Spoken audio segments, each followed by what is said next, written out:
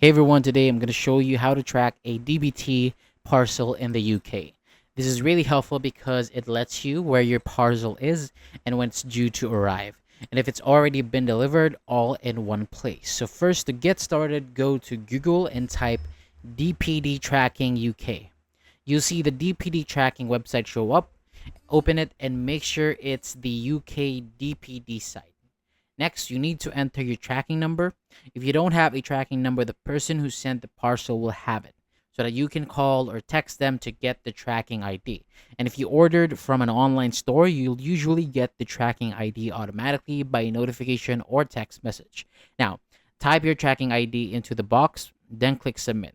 So after a moment, you'll see your parcel status. So for example, it might say delivered. If it hasn't arrived yet, it will usually show when it's due to be delivered and where it is right now. So scroll down a bit and you'll see more details. You can check the description, when your parcel was dispatched, where it came from, and what time it arrived at each location. So this is the easiest way to follow the full journey of your parcel. So if you're still having any trouble, let me know in the comments below. And thank you so much for watching. And for more videos like this, hit the subscribe button.